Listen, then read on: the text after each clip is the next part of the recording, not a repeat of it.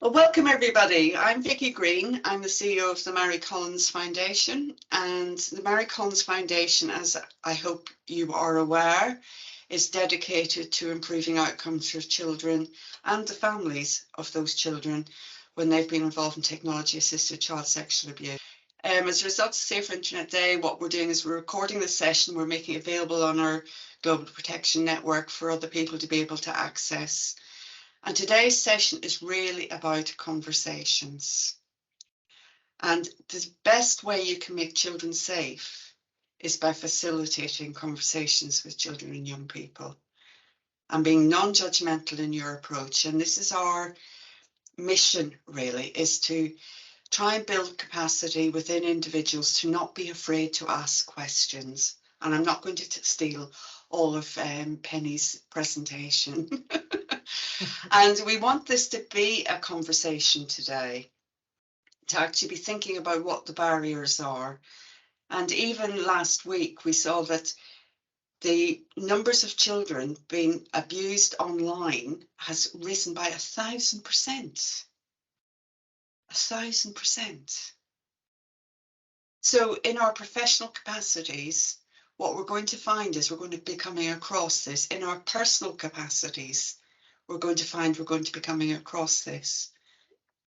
So it's how do we in the best way possible ensure that the recovery of children is improved. And the way that we begin the journey with the child, walking alongside that child, whether it be our own child or whether it be a child we're working with, the way we do that is actually very important to their recovery. So I want today to be open. I want us to be able to have conversations, and I will ask my two colleagues to introduce themselves, and then we can start the session. So Penny, can I start with you, please? Absolutely, yeah. Thank you, Vicky. So yes, I'm Penny. I'm a psychotherapist, coach, and trainer, and also a former secondary school assistant head teacher. So I have lots of different sorts of experiences of talking to young people and adults. So for me, I love the way the Mary Collins Foundation puts the child at the heart of everything. And I think it's so important because it's not what happens. You know, in my professional work, sometimes everyone's talking about prevention, which means nobody's talking about what happens when. And everybody's talking about the legal framework. Everybody's talking about the child protection framework, but nobody's talking about the child. And I think we lose sight of what's really, really important. And what the Mary Collins Foundation does so incredibly well is just put that child back at the centre of everything. And that's what we really need to do. So for today, I'm just going to be facilitating, really. I'm not presenting, just facilitating a conversation about how to keep that child front and centre. So that's me. Rhiannon, over to you. So thank you, Penny. Hi, everybody. I'm Rhiannon. I'm a survivor of technology-assisted child sexual abuse. So I was that child. And likewise, I very much appreciate MCF's approach in putting the child at the centre. So I've worked alongside MCF for about 5 years now, full-time member of staff for about 3, and I'm the victim and survivor advocate. So it's my job to make sure that the voice of lived experience is woven through everything that we do at MCF and wider afield. Okay, Penny, over to you. Okay, lovely. Thank you very much. We've got a couple of slides to share, which we will do, but I'm not going to be too slide heavy, and I'm going to be coming out of them a lot because actually it's more interesting and more useful to be able to see each other, and we won't get the best of each other if we're just talking to a screen. This is the title of this webinar is Want to Talk About It. So it's conversations about online harm, and actually conversations come at any point, and I think that's a really important aspect of that. So Vicky, you're sharing the presenter view at the moment, which is fine, and it doesn't matter at all, but you can see that we're going to be talking about this because you don't. I love this quote, and actually I only came across it last week from another colleague at the Mary Collins Foundation. I'm going to share the right way now. Okay. That's fine. Just thought you might want to know. It doesn't matter in the slightest. You can all see my notes. Yeah, it's I love this quote that actually you don't begin to learn the dance when the music starts. And often that's what we find ourselves in. Something happens and we need to know how to react. But actually, we want to be thinking about it when we're in a calm place, don't we? When something happens, whether we're dealing with it professionally or dealing with it personally as parents, we have a strong emotional reaction to something happening. And that gets in the way of all sorts of things. It changes the way the brain works. We don't have access to our calm brain. And if we haven't rehearsed this already when we're calm, then it gets really difficult to manage things in the best way possible, which is not to say that we won't all sometimes have to deal with things when we're not calm as well. But more preparation, the better.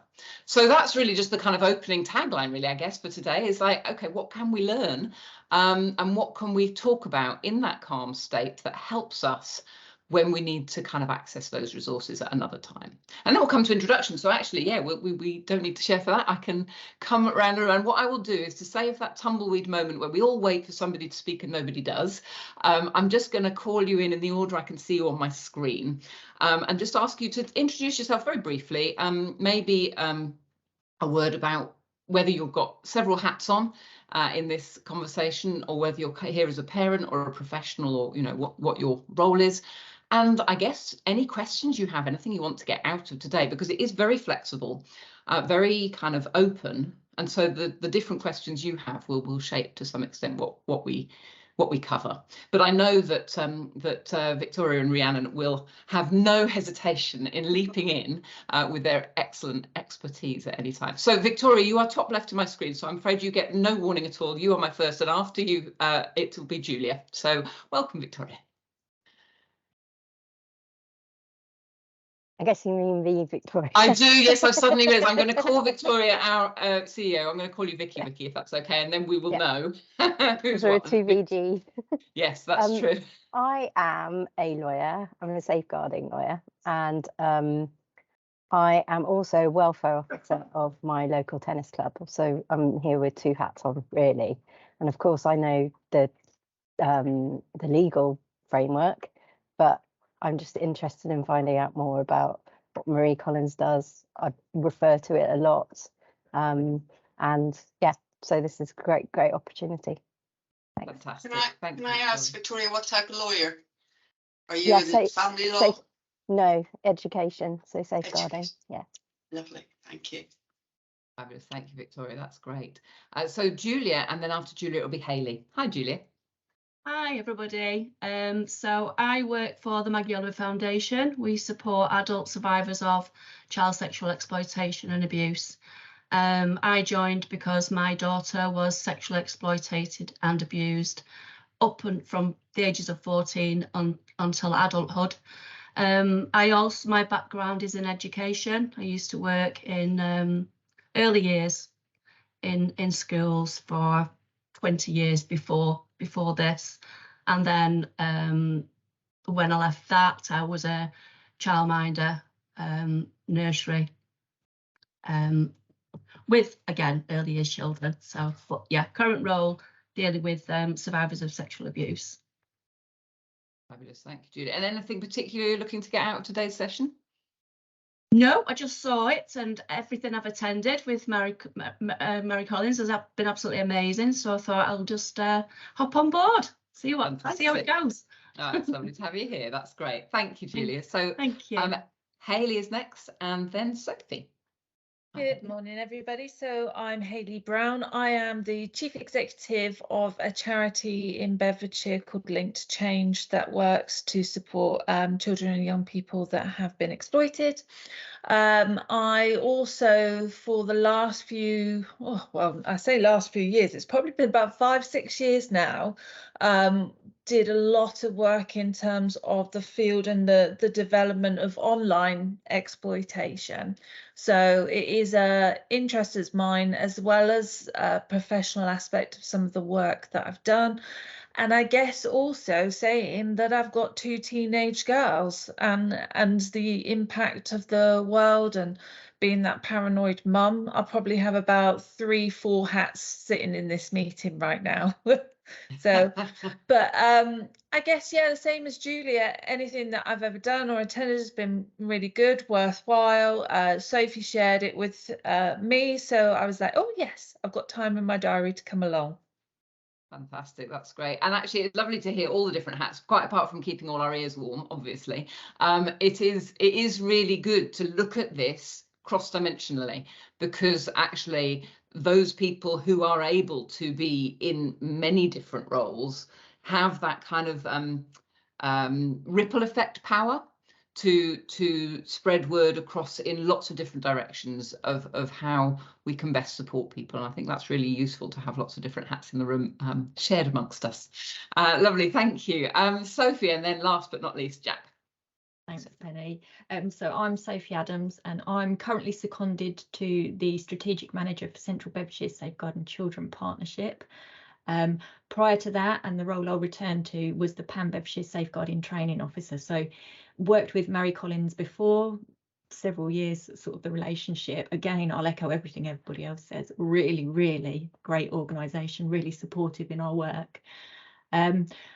So I'm attending as the Safeguarding Partnership Manager, but also I'm a parent of a 13-year-old, and I'm also Safeguarding Governor. So it's kind of, how do those conversations take place in different areas? We all know it's bigger than one day a year, you know, that Safer Internet Day. How are we keeping it up on the agenda? How is, you know, the online world, if you like, how is it part of our everyday conversations? And I think certainly from my learning, I've had to move away over the course of probably 5 or 6 years of sort of thinking of, well, online is that online world and offline world. Actually, for young people, it's the same thing. So yeah, sort of keeping that in mind. How do we keep those conversations every day? Yeah, that's a really good point, isn't it? The way we kind of do this artificial separation, it's a bit like when we talk about mental health and physical health, isn't it? As though they're totally separate things, when we know instinctively that's absolute rubbish. The online world and the offline world are the world, and they have massive interaction with each other. And to try to kind of separate it and create separate rules for different things, it just doesn't work. I mean, obviously there are different circumstances, but we need to just be aware that this actually is impacting across the board. And of course, online activity will affect offline activity and vice versa. So we need to be very aware of that. Yeah, thank you, Sophie. That's great. So Jack, over to you. Welcome. Hello, I'm Jack Harris. I'm a Quality Assurance Officer for both Peterborough and Cambridgeshire local authorities. So supporting social workers in improving practice and monitoring social work activity. So one of the things that particularly interests me is the development of online activity and apps, forums, things like that, and how the sort of nature of online harm spreads across things which might be developed with a good nature, but then they can develop into areas for online harm and exploitation. So I know a lot of parents and also professionals aren't aware of how things have developed. So I like to try and keep up to date with that and share my knowledge with people on how they can improve their sort of online literacy. Yeah, Vicky, do you want to come in on that? I'm being ever so posh here and raising my So hand. that little yellow hand. Lovely. If I can, yes, please. 2 things. One, Jack, the biggest barrier, I'm a social worker. I'm very proud of the fact I'm a social worker. And I would say one of the biggest barriers for social workers to overcome is having the conversation, is the fear of technology. When actually the skills, and Sophie's heard me say this so often, the skills we have as social workers are the skills we need to respond if we can get over that technology hurdle. And we've already got them. We already know how to have a conversation with a child. We just need to understand the difference, the non-judgmental way, and the fear that we have to overcome. And we can handle it, and we do know how to get the advice. The other thing is the bit about the separation. I'm just going to promote Survivors on Transition from Suffolk. So those of you in that neck of the woods will like that. But they did denial, disbelief and delays, the focus on survivors and the actual cost that to us the monetary cost that child sexual abuse has. It's really, really good if you're going for funding, you're going for things like that, particularly you, Julia. This is what you need to be quoting. But it's also the importance of there isn't a separation. We see a lot of physical manifestations of child sexual abuse as well as the psychological. And we often talk about the psychological and forget the physical, the pelvic pain, the digestive issues, the hyperventilation, the heart issues, the blood pressure. We forget about all of those. But if we're approaching this holistically, we need to be remembering, as well as the psychological, there's the physiological. That's all I have to say. Thank you. I'll try and lower my hand. My system's I not hope it's working. not all you have to say, Vicky, because I'm looking forward to you coming back in again later.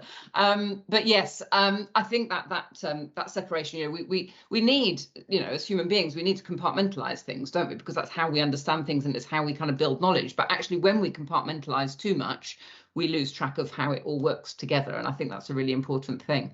I also think in response to you, Jack, the idea of, you know, kind of the ever evolving technology. Technology is ever evolving, and, you know, and it evolves exponentially, which means there's always stuff happening that we don't know about.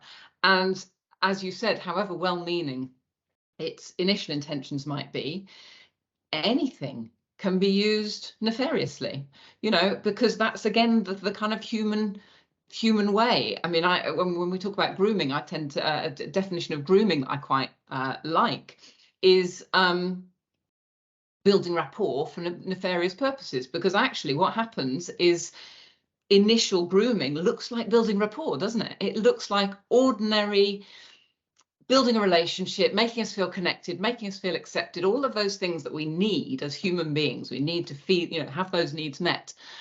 It's only the intention and then what happens subsequently that reveals that it's grooming.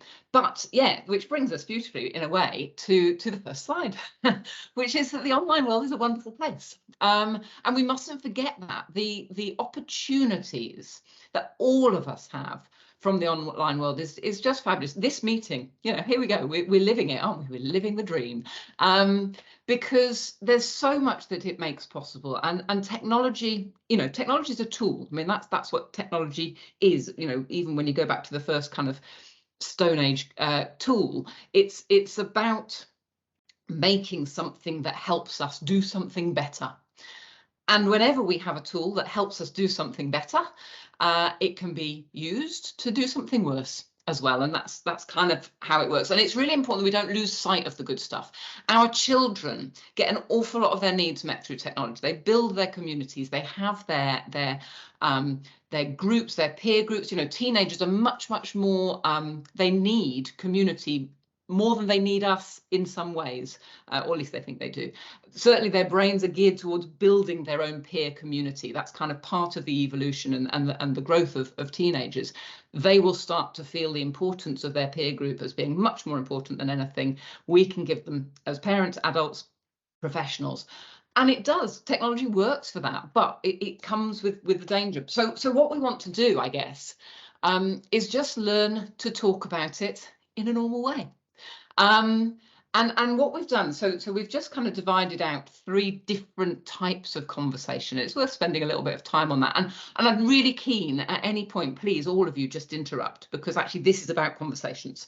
And the first is the general conversations. And in some ways, it's not the most important, because they're all important, but it's the groundwork, you know, how we talk about things when things are good, when things are normal, makes such a difference. If you're thinking about, you know, from a parenting point of view, or a professional point of view, if you're able to have conversations that acknowledge the benefits of technology, the dangers of technology, talk about your views in front of young people, talk to other adults in front of young people, then those young people, you know, one of the hardest things when online or any form of abuse happens, one of the hardest things is for that child to tell somebody, to be able to talk about it, to get it out in the open.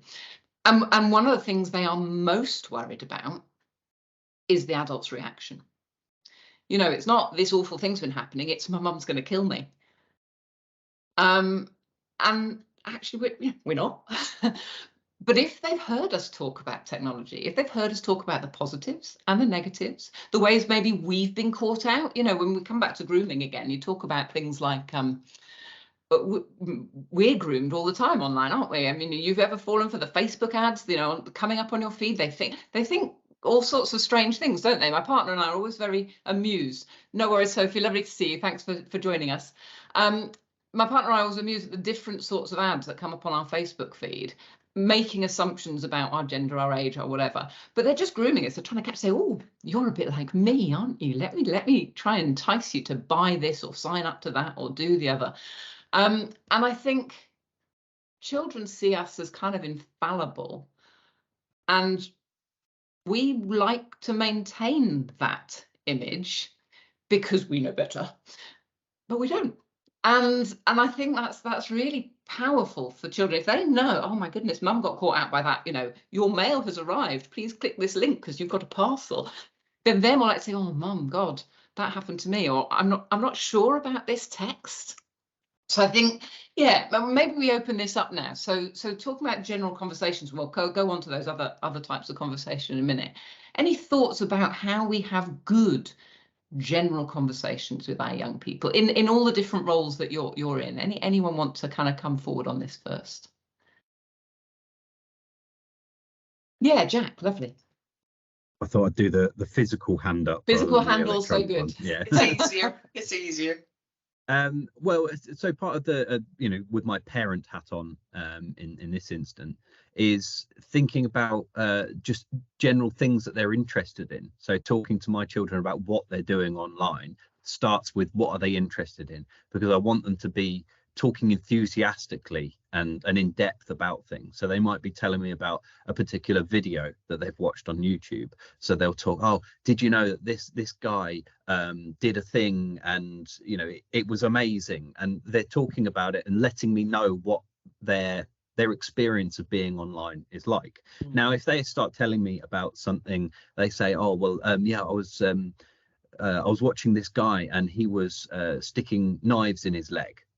Well, they might be telling that in an enthusiastic way, but that's going to trigger some concerns. Now, I don't immediately have to jump on that and react and say, oh, well, I'm taking away the internet and, every electronic device is going in the bin. It's just about understanding a bit more about what they're doing. So an example would be where my children were telling me about how they'd seen Squid Game. I don't know if you know what that is, but it's a TV show. And it's an adult show. There's sort of graphic violence and things like that in it, so it's obviously not appropriate for what they're doing.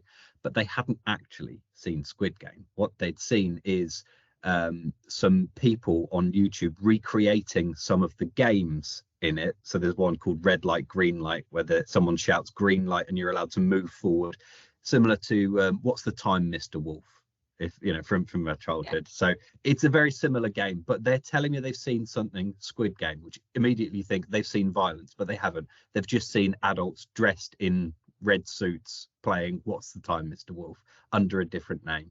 But it's just about responding to what they've said, not with anger, but just delving a little bit more into it to understand through their interests what they're doing. I think that's a really, really good point, Jack. And I think just showing enthusiasm. I mean, God, kids love us to be interested in stuff. They may pretend they don't some of the time, but actually they do love us to be interested, so long as we like it as well. And if you start having those conversations, you can kind of pull out, oh, that's really good. Oh, have you thought this? And I'm not sure about that. What you start to kind of have those conversations that just enrich the parenting experience apart from anything else. But also it means you know your kids better, it means they know you better, they understand your reaction. And that's a really interesting example, Jack, the whole Squid Game thing, of actually what they were experiencing wasn't what the little red flag in your brain was going. Yeah. And I think what it also does is it encourages us to help our children develop what I call the spider sense. I know it's a kind of Spider-Man illusion, but that sort of sense of, oh, I'm not sure I'm very comfortable with that, and I'm not quite sure why yet, and it's only a feeling. And those feelings, they're very natural things that happen to all of us when you just aren't quite sure of something, and they're not always perfect, but it's a very good thing to kind of get out and look at. And if you start talking to your children, with any young person about, oh, this made me feel a bit uncomfortable and I wasn't really sure, or, oh, what's your spider sense telling you on this one? Then you start having that conversation. It might be that you then come to the conclusion, actually, no, that seems okay, as you did with the Squid Game thing. I think, a great example.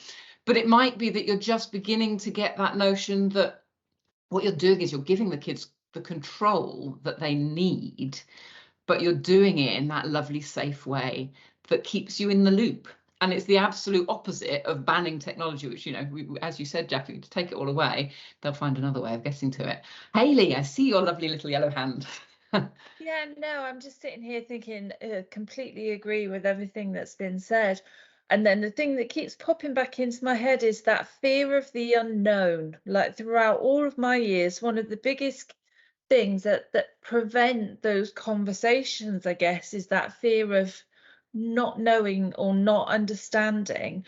And for me, sometimes it's, or if I've spoken to parents or even staff, I might have a member of staff that comes to me and says, oh, I'm a little bit concerned about this online bit, but that's because I don't understand it.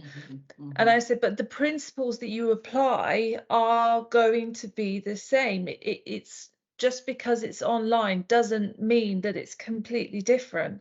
So the knowledge and the insight and the practice that you use would be exactly the same to what you would do if it was something that was face to face. But yeah, so in my head, it's that, how do we get that fear of the unknown to be pushed to the side to be able to encourage that general conversation? Absolutely. And it is that confidence, isn't it? I can see Rhiannon wants to come in at this point, so go for it, Rhiannon. I do, because it got my brain going, and I get that, because it can be nerve-wracking, can't it, when for example, if a child tells you something, oh, I've been using this, and you're like, oh my God, I didn't even know that app existed, like, let alone what it does. And I get this. So I'm not very old. My grey hairs will tell you otherwise, but I'm not very old. I've got younger siblings, and they tell me stuff, and I'm like, I have no idea what you're talking about. I don't know what this game is, what this app is. And I've learned to just ask them and say, what is it? Can you tell me about it? How does it work? What do you do on it? And you know what? Kids love to talk. They love to chat. So if you're showing that you're interested from a place of curiosity, not from a place of, well, I want to know what you're doing on it, I find that they're quite open about it. So that might help in some situations. Just have that curiosity, and let them explain things to you. Let them teach us. I think that's a great point, Rhiannon. It's that curiosity. It's the non-judgmental curiosity that just is. God, who doesn't like people to show a bit of interest in them? We all love a bit of attention. Again, it's one of those human needs. And if you can give good attention, then it's also doing another thing, is it's preventing people seeking bad attention, which is great, because actually that is another protective factor that you're giving the kids around you, is that you're giving them the attention they need in a good way. Yeah, I think that's fabulous. Jack. Oh, you're mute. Easily done. Sorry about that. Just thinking that yes, engaging with young people and giving them the opportunity to explain from their perspective is always going to be great. But I think there will be opportunities for I can't really think of the best word for it, but young people aren't going to feel that they are at risk of exploitation. It's difficult to see from their side of things, because they're not going to look at it from an outsider's perspective. So I think that's where we need opportunities as professionals to be able to explore our concerns and explore professional curiosity, and say, well, this young person's told me they're using this app. They've told me that it's perfectly safe and it's just like a video platform, but I don't know too much about it. And to say to your colleagues, like, in your experience, how have you found young people using this, or is there any potential for harm? Because we've had some examples where young people have been using technology. Now, a good example would be the game Minecraft. Sorry, Roblox. A young person was apparently earning money through this, and it was seen as a professional like venture, and the parents were very proud that this young person was being like an entrepreneur, whereas actually what was happening was money laundering. They were being used to use some like an organized crime group were funneling money through this child, who would then be transferring it to a bank account. And that was where the young person wouldn't see that they're doing anything wrong, because they're earning a small portion of that money. So they're going to think, oh, great, I'm earning. The parent thinks this is all good. My child is being an entrepreneur.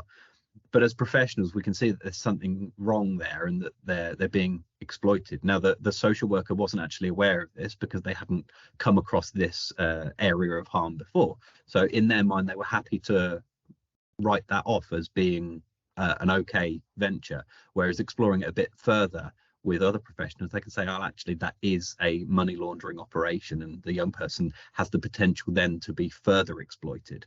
So yeah, it's just having that opportunity to explore things more as a group of professionals, rather than just being isolated and not being able to express your concerns. Definitely the shared spider sense. Vicky. Yeah. Oh, you're mute as well, my love. We can all just stay unmute. There's only a few of us in the room. It'll be fine. Then we don't have to worry about it. I was going to say that the cost of living crisis should not be underestimated as being a real safeguarding concern in all of this. And I've worked with a young person who was using OnlyFans. Is that it? Yes. See, I'm not good with technology. I'm good with kids and I'm good with abuse. Technology I'm not, but I haven't allowed it to be a barrier, and I want you to be the same. But she was selling her videos. She was being really clever, she told me, in terms of she wasn't showing her face, but she was being exploited. And getting her to the place of understanding that exploitation when she's actually trying to help her family financially was not an easy journey, but it's one that you just continue to be along, not in a nagging way, but you keep dropping in little, have you thought that? Have you considered that? It's like the young person who is in an abusive relationship and you're desperate to get them out of that abusive relationship. You cannot just tell them to break it off. You cannot do that. But what you can do is keep feeding. Do you think that's the right way to talk to you? How did that make you feel? Because if you say, don't you go and see them, that's when you'll get the resistance. That's when you'll get the, who are you to tell me what to do? But actually just feeding in what is normal, respectful behaviour is, and helping them. And there was one young person I worked with for years before one day she hopped in the car and she went, you know, Vicky, you're right. He isn't good for me, is he? He makes me feel rubbish. And then it was how to extricate yourself with all the repercussions, and we can never be sure what the hold that somebody has over somebody is. So it's about not coming head on. You know the way you do it with the stroppy 3-year-old? You were in early years, Julia. You know that. You don't go head on, you go kind of sideways to get, you can't even see my hand. But you kind of go sideways, but you keep constant. Sorry, Jack, on you go.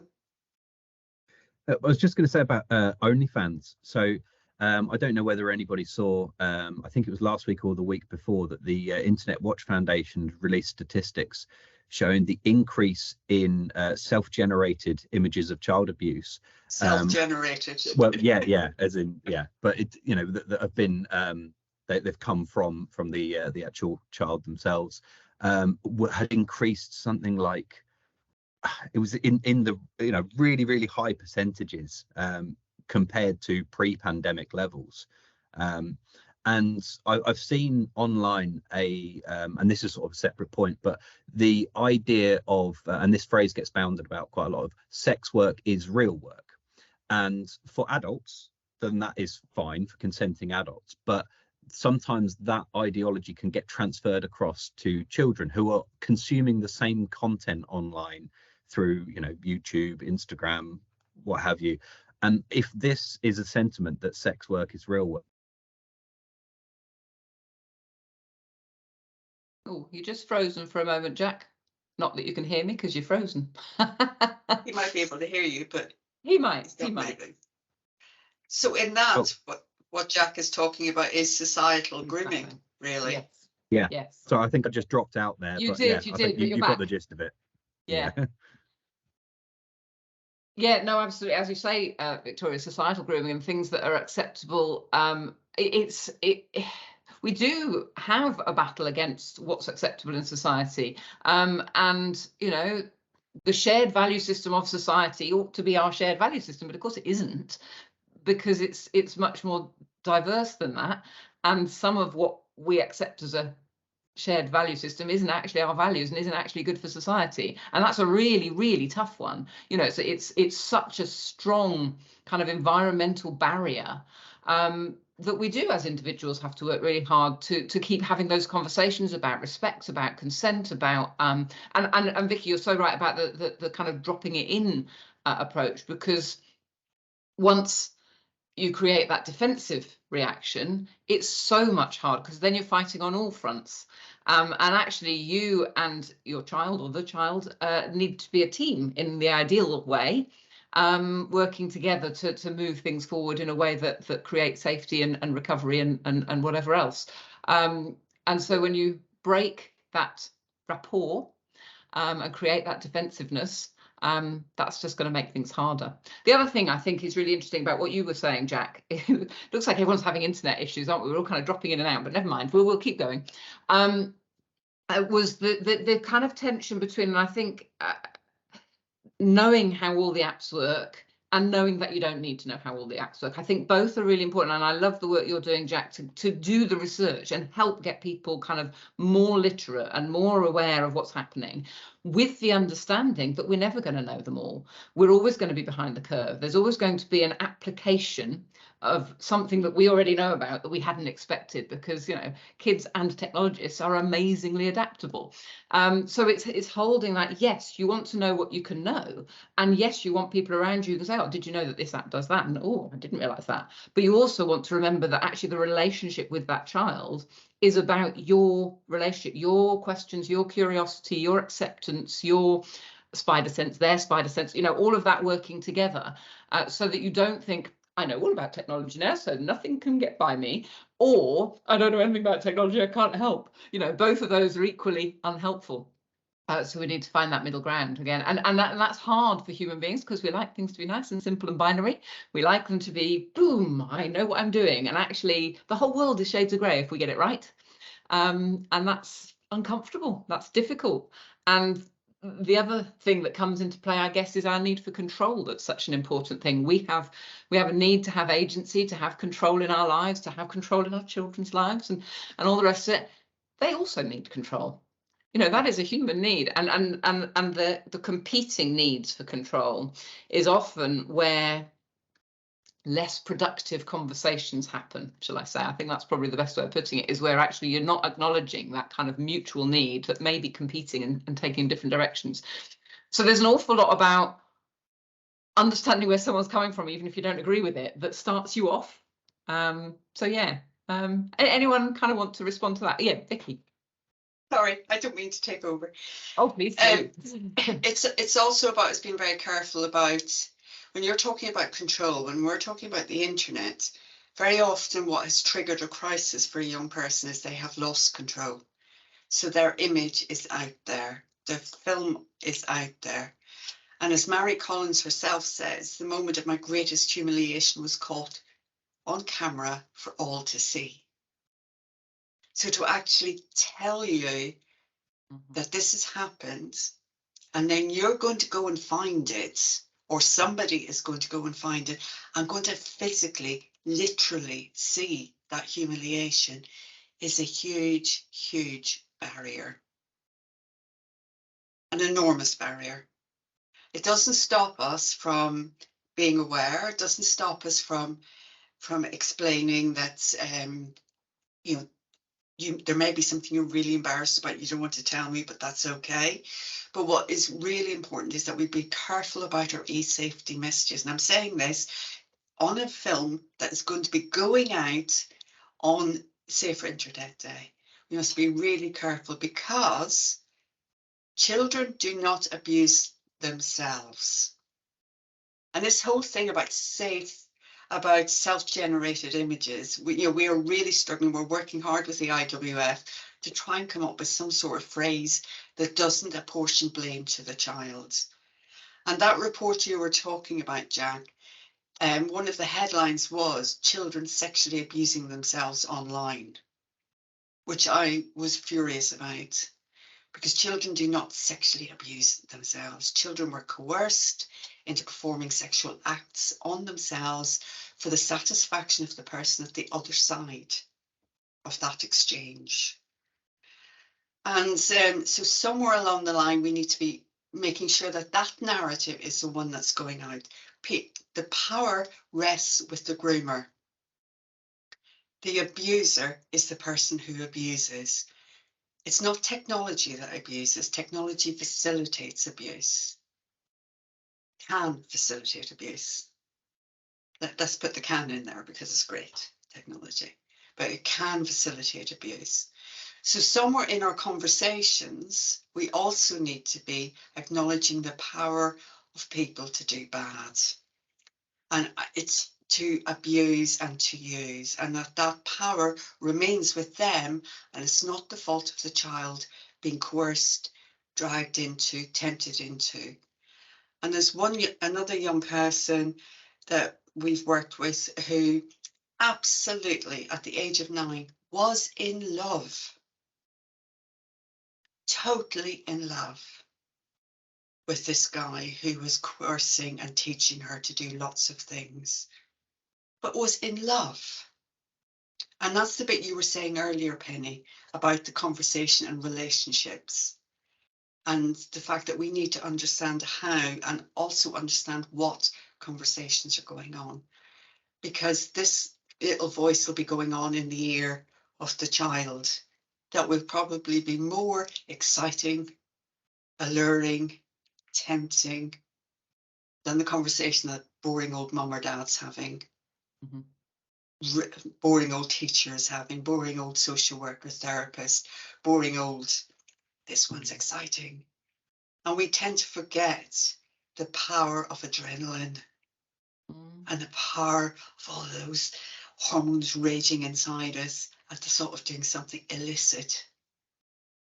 And the feeling important, and the feeling noticed, and the feeling attractive, and the feeling like you are the centre of somebody's universe, all of those things, they're incredibly seductive to all of us. And if we feel that, just because it's not meant and the perpetrator is, manipulating us, doesn't mean we're not feeling the feelings that we're feeling. And that's so important. And even adults struggle to recognise the difference there. So, Julia. I just wanted to add to that as well, really, what Vicky was saying. Not only is the child or young person being groomed and they are thinking they are in a relationship, they are in love, their groomer, their abuser will be trying to put them against their loved ones. They will be putting those barriers up so that they will turn more towards the abuser. So yeah, I just wanted to make that point. Isolating and dividing and conquering and all of that. And absolutely. I think, where we started with what Vicky was saying was about that control, and the fact that actually that young person has lost control of whatever, whether it's an image or the situation or the relationship, that loss of control. None of us like to be out of control. And to feel that we've lost control can make us feel all sorts of uncomfortable and unpleasant emotions, shame, guilt, embarrassment, all of those emotions that make it even harder to say anything. And I think this isn't helped by the way we talk about this. Certainly my experience in schools, and I think across the board, we focus a lot on prevention, which, great, let's prevent it, but we're not going to prevent it always. And the focus on prevention gives the child the message that if you haven't prevented it, you've done something wrong. Exactly. If you haven't prevented it, it's your fault. And that's why conversations around our young people when life is normal are so important, because at the moment those conversations are saying, oh, well, don't do this, don't do that, and if you do, oh, aren't you silly? Oh, well, that was silly, wasn't it? And it's not what we need. It's giving everybody the wrong information. It's promoting that sense of shame. It's giving power to the perpetrator by giving them the way of saying, oh, you know, don't tell anyone, because, you know, they'll just blame you and they won't think it's true, and blah blah blah. It's giving power to the perpetrator, and they don't need any more power, frankly. They've got plenty. So that's why our conversation needs to say, do you know what, this can happen, and what happens if it happens? What do we do? And what conversations? And, you know, how do you think I'm going to react? Because actually I'm not going to react the way you may think I'm going to react. Even having, you know, I mean, we started just by talking about having conversations about the online world, and that's really great, and having conversations about, you know, the spider sense, but even hypothetical conversations, you know, saying, do you know what, you know, it'd be lovely if this didn't happen, but if this did happen to you, what would you do? You know, what would you say to me? Should we set some ground rules down now? There's a really lovely kind of psychotherapeutic technique where if you know if you know that you really want a sandwich, but you can't tell someone that you want a sandwich, and you're talking to someone who makes sandwiches, how are you going to tell that? So, you know, in therapy, often people don't want to say what they want to say. So you can have that conversation. Okay, if you know I'm a sandwich maker and you want a sandwich, but you don't want to tell me you want a sandwich, how are you going to address that? How are you going to come to me? So you're going to have those hypothetical conversations of, is there a code word we can set up now? Is there something you can say?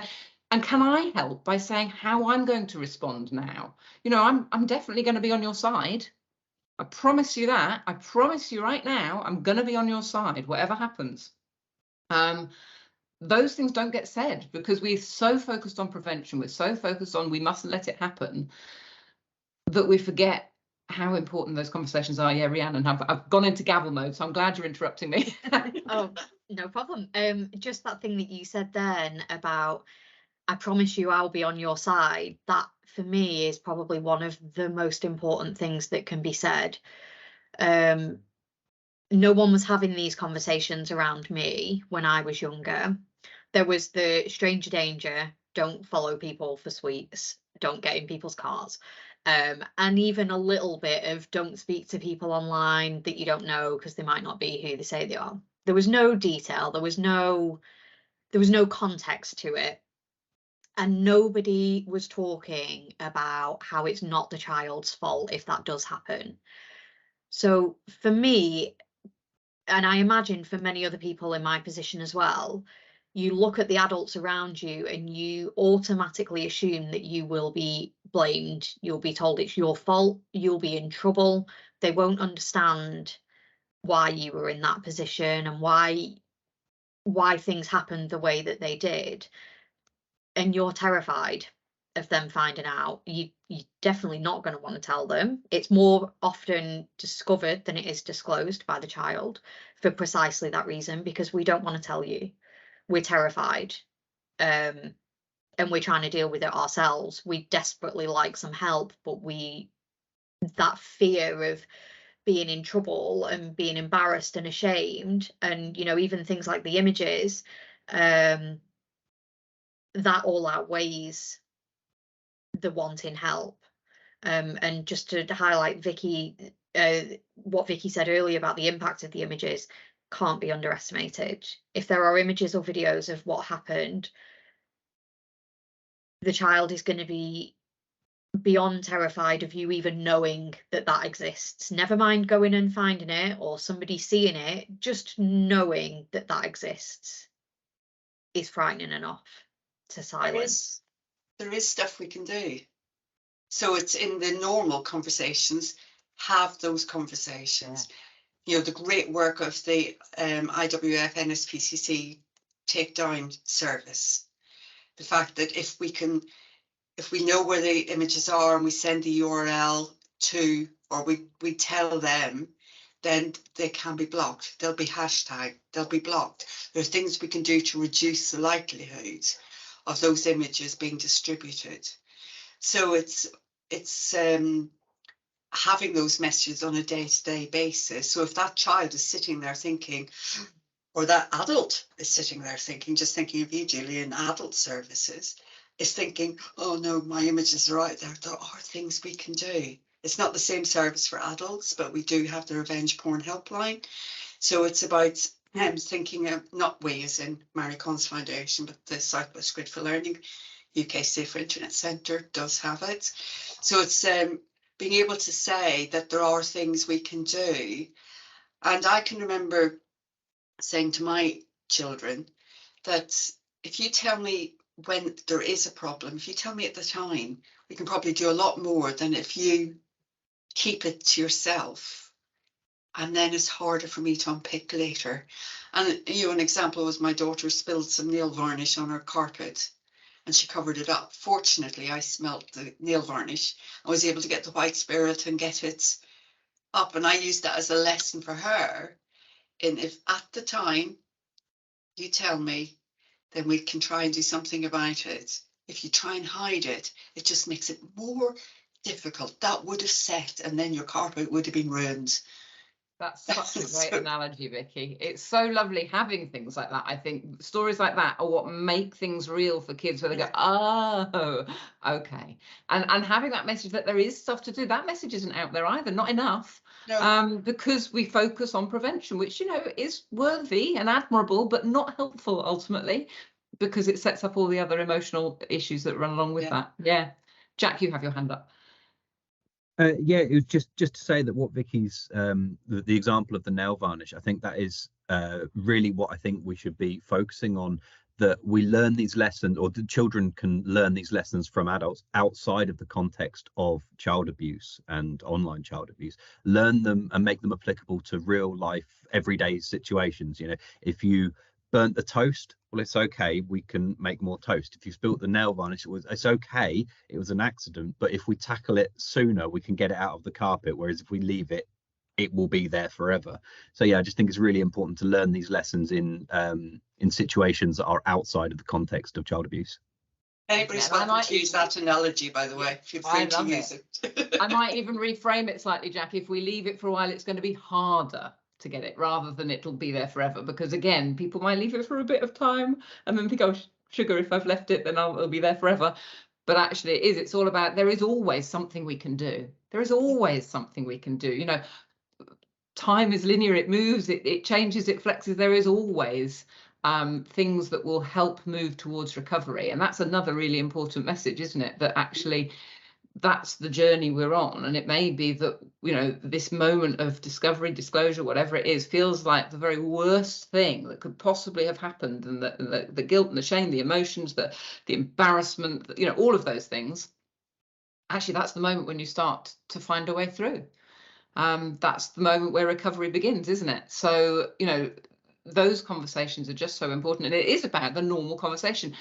And it's also not about the conversation about online harm. And yeah, what you said, Jack, let's just use any analogy we can. Let's talk about, if we talk about everything openly, non-judgmentally, with curiosity, and remembering what it feels like to be a young person, which I think so many adults seem to forget when it actually comes down to talking to their children.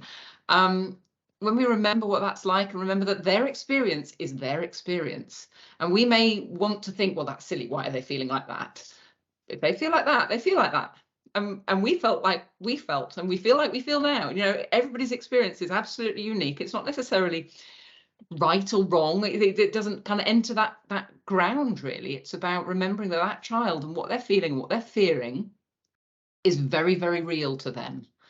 And the other thing, I suppose, from what Rhiannon was saying, is that as well as the emotions of desperately wanting help and not knowing what reaction they're going to get, is the mixed emotions that if they've been groomed, and this individual you were talking about, Vicky, they may feel they don't want to believe it because actually they love that person, and that person made them feel amazing. And so whilst they may believe it in one part of their brains, another part of their brains may be completely trying to look for any way out to say, no, this isn't true. This isn't true. I haven't been caught out like this. And anyway, that person wouldn't do that because that person is how I feel about them, like this. So all of those come into play. There's such a mix of emotions. And I think it makes it really hard. I mean, maybe we come on to those kind of conversations when there is a discovery, when there is a disclosure, because I think there's such a big battle of emotions going on with everybody in that room. Everybody in that conversation is managing a wealth of emotions. And as I said earlier, you know, when we're in the grip of strong emotions, none of us has access to our thinking brain. You know, there's actually the amygdala takes over, it blocks our access to thinking brain. It's physiological. None of us have all of our resources online. So that's a really hard conversation. What are the things that we can do to manage that conversation? We've got a little slide on this, if you like. So because like, oh no, we only have to look at it for a minute because I'm loving just the fact that this is a conversation. I think that's really good. But there's a it's not the very next one, it's the one after that, I think, the one on the cares approach. So just to enable people. Oh, you've got a little, there it is, but there's a calendar in front of it, but I think that should go away. Sorry. No, sharing on Teams is hideous, isn't it? So the one after that, we'll come back to the myths in a moment perhaps, but I think we've covered a lot of them. But yeah, I think there's quite a nice acronym that you can share with people. If you want, you can use it yourselves. That trying to stay calm while you're hearing something that you don't want to hear. It doesn't matter if you don't get this perfect, because actually there's always a point in time, there's always something we can do, as I said earlier. But actually, if you can follow the kind of cares approach, it does keep that kind of power and center and support with the victim, which is where we want it to be. We want them to be at the center. We want them to be heard. So that calmness, that non-judgmental listening is a really important starting point. And if you can't do it, if you're too emotionally overwhelmed by it, then fake it. You know, this is on you. You're the adult. You fake the calm. And even if that just is saying, gosh, this has taken me aback a bit, tell me a bit more, and giving yourself space to let them do the talking, and just make it clear, whatever you're telling me, I'm a bit discombobulated, but I'm definitely not blaming you. Carry on. Ask the open questions. Give them time. Don't say why. Why is like one of those, why did you do that? It kind of pattern matches us back to our childhood being in trouble, doesn't it? But, you know, what happened next? Or what did you do then? Those questions are more useful, but just again, that buys you some time so you can fake that calm a bit better as well. Reassurance is not about telling people that everything's going to be okay, but it is about saying, do you know what? There are things we can do. Now you've told me, I'm so glad you told me. Now you've told me, or now, maybe you didn't want to tell me, now I've discovered it, but I'm so glad this is out in the open, because actually now we can do something, and I get how hard this is. But this is a moment in time, and we can move forward from here. Now that we're here, now that we all know, then we can move forward. And that is really important, which is what I was just saying, which is what reminded me of this slide, is the entering their model of reality. You know, we're feeling our feelings, but actually they're feeling their feelings as well. So they're going to be conflicted. There's going to be doubts. They may not even want to talk to you as their parent. They may have somebody else who they want to talk to. Actually, just be glad that they want to talk to somebody, especially somebody perhaps who can be constructive and useful and supportive. But actually, yeah, it doesn't have to be the parent. And the final lesson, you know, support and self-care is really important. It's important we don't blame ourselves as well. You know, the blame lies squarely 100% with the perpetrator. I mean, that is as black and white as you can go. It is absolutely there. And so it's not the parent's fault. It's not the support system's fault. It's not the child, certainly not the child's fault. It is about the blame is with the perpetrator, but find that support. So yeah, we can unshare that again, really. But it was just to kind of say that there are ways of managing those difficult conversations that give you a kind of framework, I suppose, for keeping that child front and center, keeping the support where it needs to be, keeping the blame where it needs to be, because actually that's the way we can move forward as best we can. But equally, sometimes you will just freak out, and then you kind of mop it up from there afterwards, because that is also very human, isn't it? We kind of skipped on a bit there, but yeah. Well, any thoughts on that? On just those conversations when there is a discovery, a disclosure, whether accidental or deliberate. Any thoughts on that?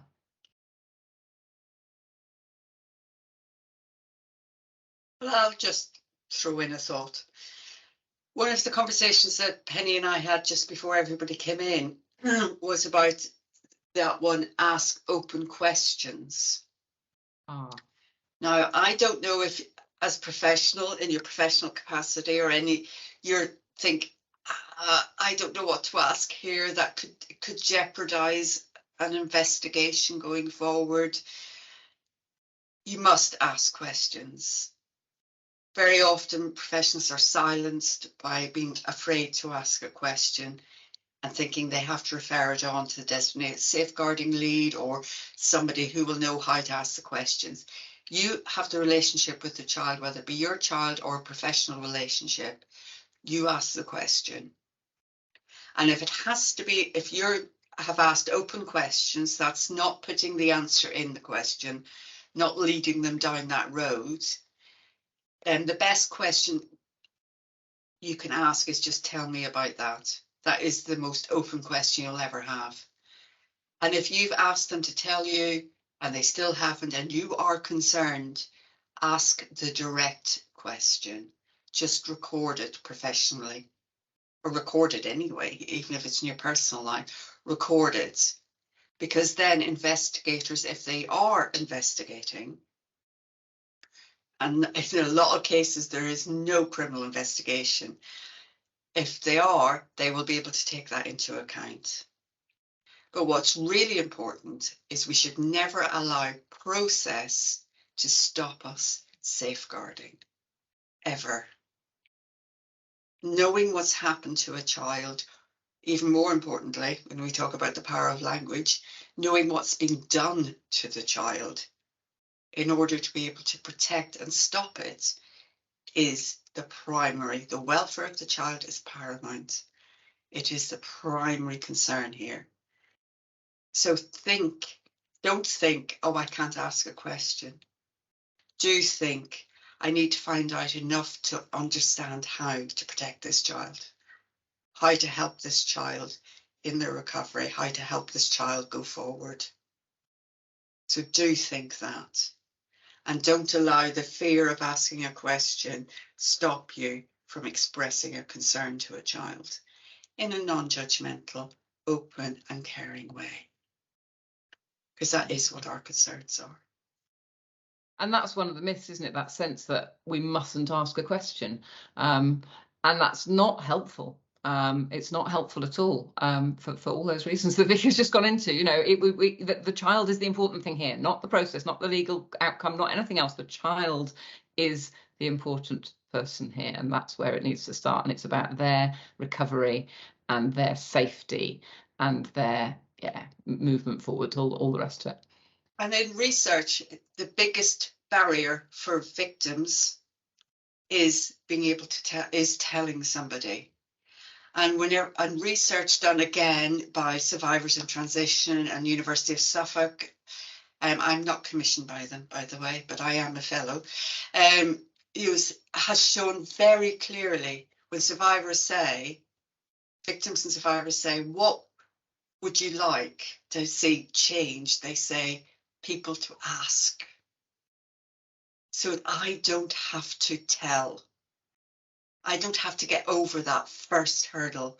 Now, a victim will and can say, choose not to tell you, but you have demonstrated your willingness to hear. And very often, young people in particular do not tell us what is being done to them because they want to protect you. They want you to retain this image that you have of them. They also don't want you to think that they have been involved in any way. They want your image of them to remain the same as it is today. So by you saying to them, tell me what's happening to you, tell me what's going on in your life, tell me if there's something that you want support with, is showing that you were willing to change that perception of them without changing your love for them or your caring for them. That's all I ask.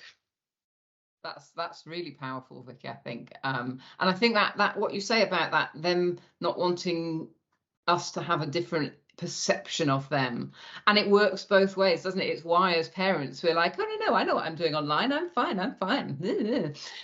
Is because we don't want them to think we're fallible. and they don't want us to think they're fallible, and therein lies the chasm of miscommunication that means that when something needs to be talked about, people find it really, really hard.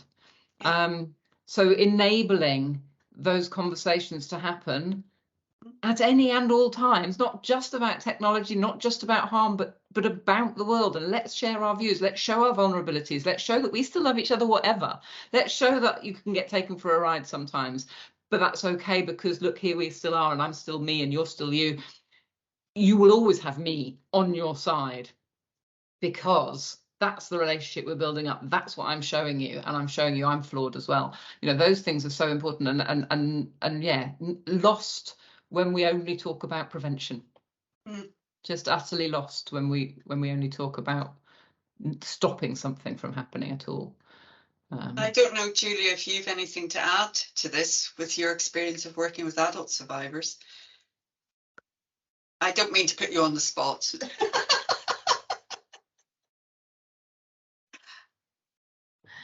Not really, to be honest, Vicky. But I think for our survivors, it's having somebody to listen to them and to believe them always, never, you know, and never to doubt what they're saying is their truth. That's very powerful for our survivors. Yes, exactly that. Yeah. Yes. And the respect as well. Yeah. And that covers a little bit of one of those other myths, that it only happens to a certain type of person, certain group of person, whether it's class, sexuality, age, gender, which is, we know, is a complete myth. But it's a myth that gets sort of bandied around quite a bit. Oh, well, it couldn't happen to me, or it couldn't happen to them. Actually, it can happen to all of us. Can be taken advantage of. All of us can be manipulated. And you know, the manipulation may vary, but we're all vulnerable, because we're all human and we all have needs. And if people try to meet those needs in ways for their own ends, rather than because we're a society and we're working together, then we are all vulnerable to that. So yeah, so the myth busting side, I think we've covered a lot of it. I'm not very good with technology. This cannot be a barrier, because it's about conversations with young people. It's not about the technology. You do not have to know how every app works, although it's marvelous if you can also keep yourself kind of computer literate. And I think earlier, Jack, the word you were looking for was some kind of technological equivalent to psychoeducation, wasn't it? That sort of sense that actually we keep ourselves as alert as we can, whilst knowing that everybody's experience is different. We've covered the I shouldn't ask questions, or I should only ask open questions. Actually, I need to find out. I need to protect this child. This only happens to certain types of people. Clearly not. Yeah, the last two, there is a sense that parents feel if the child is on their device sitting next to them on the sofa, that they're safe, because they're right next to me. But actually, the way the apps work and the way computer works and the way the messaging works, that's absolutely not true either. So it's not about keeping them safe just by that micromanaging. And it kind of links to the last one. The banning doesn't work. You know, micromanagement of tech will only cause children to find other ways to get their privacy and their control needs met. And it might be borrowing friends' phones, or it might be doing it, you know, in a different way, so that you're not in the loop anymore. And actually, once you're out of the loop, how much more dangerous is it? Because all of that good work you've done about having really nice open conversations with them, but then you've banned all their tech and they're not going to talk to you about it anyway, suddenly all that good work has been undone. So yeah, banning micromanagement. And it is appropriate to have an awareness of the kind of controls. Again, an MCF colleague was talking last week about how he'd set up some controls on his child's PlayStation, maybe some gaming device, which was a bit more than was needed, and he wasn't able to talk to his friends, and our colleague sort of wasn't able to immediately take that setting off and get it working again. By the time he went back to his son to say, oh, I'll look at that now, the son said, oh, it's all right, Dad, I've got round it. I did it this way and I did it that, you know, because there's always ways around it. So if you think you're protecting and controlling and banning, you're probably not. So I think that's a really important myth as well, just to kind of it's about curiosity, communication and acceptance, isn't it, rather than I'm in control and you have to do what I tell you. Yeah, so yeah, a bit of myth busting. I don't think by the looks of that comes any surprise to any of you, so but hopefully anyone watching wider would find that interesting. Yeah, I mean, we've covered quite a lot of ground actually, haven't we, which is really lovely. There's a couple of resources we wanted to promote to you.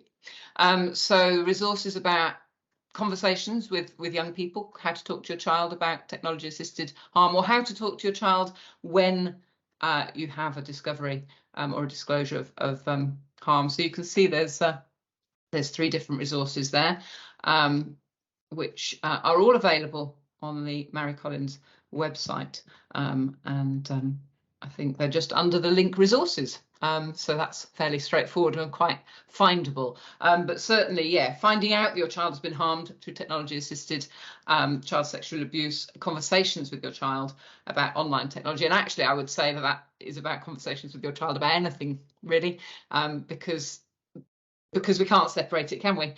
You know, the world is the world, and so actually good conversations are good conversations. And then another resource on helping my autistic child as well. So obviously some extra communication challenges there that can be looked at. So so there are some resources you can look at. Yeah, where are we at? And anything that you feel we haven't covered? Anything that you feel that you've got to share that that would be useful to take? Yeah, Jack. It was just a thought about something which has cropped up recently in well, some media, is around like deep fakes and non-consensual sexual images. Now, there was some I'll say the word famous. They're famous in some circles. People who they make video content online, playing games and talking, that kind of stuff, and somebody had used their image, their face, to put on the body of a actress, you know, pornographic actress, to make it seem like it was that famous person who was having sex. Now, what struck me was how popular these videos were, how many people have watched them. Now this woman, and there was a few women actually who hadn't obviously consented to those images being produced, but how they are popular among young people. There's a lot of young people who watch their videos who then might go on to view these deepfake videos of them having sex. And that culture of viewing images that somebody hasn't consented to having taken, whether that is in the adult domain or in the child's domain.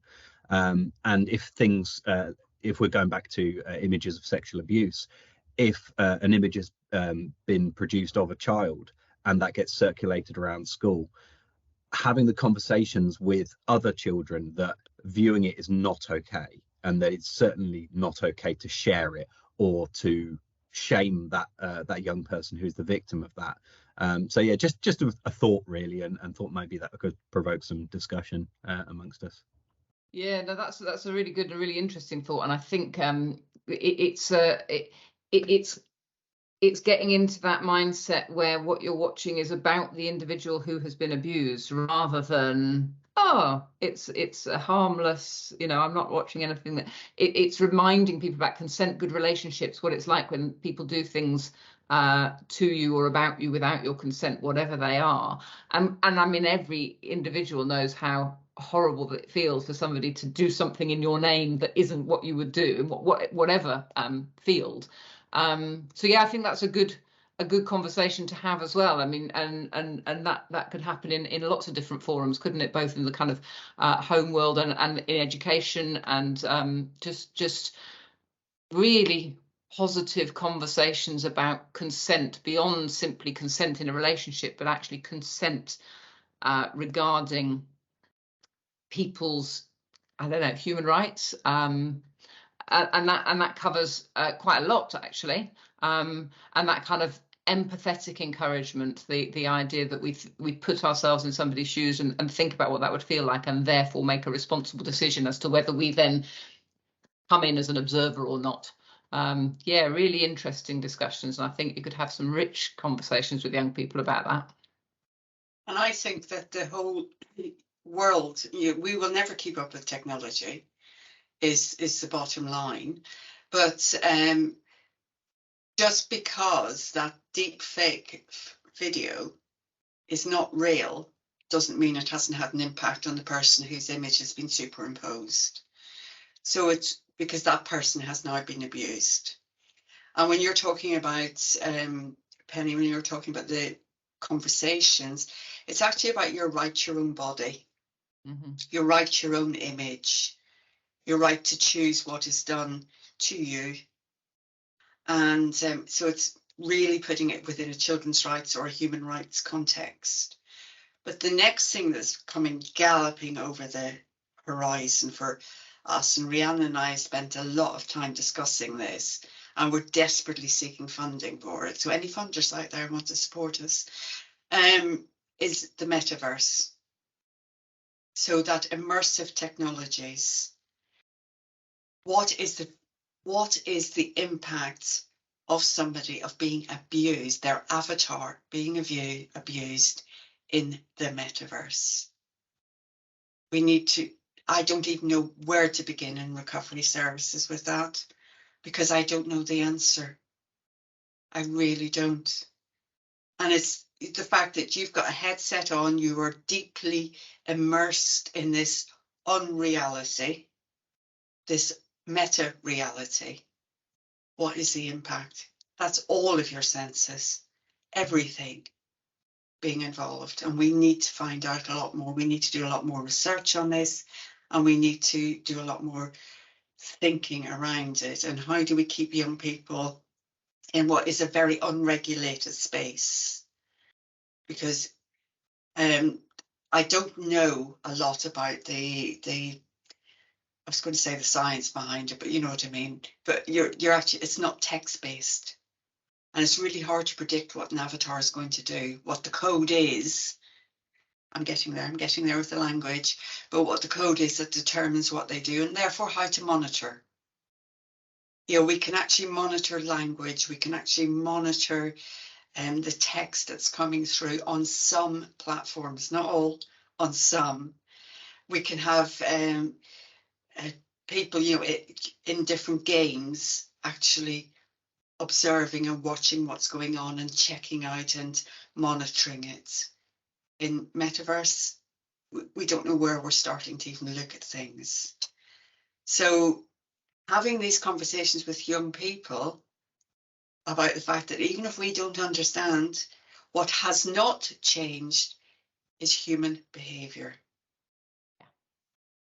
And that's the message for professionals out there, is you understand human behavior, just transfer it.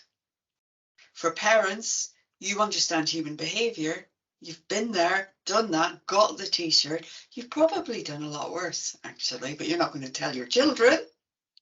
You have learned human behavior doesn't change. You were banned from smoking, you went and smoked behind the bike shed. You knew it was unhealthy for you, you did it anyway. Human behavior doesn't change. So it's about understanding that and making sure that your children understand it. And I guess on the same process, paths to recovery don't change. The mechanisms may change, but actually the human path to recovery is about being accepted, being supported, being understood, and being helped to move forwards. And that doesn't change either. So I think that's an important thing, isn't it? Yeah. And yeah. being helped to feel safe. I usually have started with young people with the question, how can I help you feel safer? Because that feeling of being unsafe is the paramount. I'm not in control, I don't know what's happening, I'm scared, people are going to be talking about me, I'm going to be bullied. What is it? How can I help you feel safer? Not safe, note, safer. Absolutely. And that's a really important, again, it's shades of grey, isn't it? There is no binary absolute, because we're not in a binary world. And so we have to be comfortable with a level of discomfort, because we won't be able to control everything. We won't be able to stop everything. We won't be able to sort everything. But it's about being safer. It's about moving forward. It's about open communication, open acceptance, and keeping the support where it needs to be and the blame where it needs to be, in all of those cases. Yeah. So as we're approaching nearing the end, I would like to just share these resources again on a better screen. I'm getting there. I'm not, as I said, I'm not a tech person. I am a human person. So I'm going to try and share this again so you can see the resources here better. And they are beautifully written by Penny. And well, the first two, the finding out that your child's been harmed and conversations with your child, have been written by Penny. Helping an autistic child, we wrote in partnership with the Anne Craft Trust. And they're beautiful resources. Please use them, please share them. Use them whether you're a parent or a professional, whatever capacity. And it talks in more detail about the CARES model, but also gives you the words. Sometimes when we're in that place of crises, we don't actually have the words. So this gives the words. So please, promoting them. They're downloadable from our website. They are free. And also, don't forget, when you're part of the Mary Collins Foundation family, you're part of it forever, whether you like it or not. We are here for you. Anything we can help you with, please just get in touch with us. And that includes, if it's for professional guidance, mentoring, support, or direct work with young people, just giving you advice and guidance on that. Anything, just get in touch with us, really. I'll hand back over to you, Penny.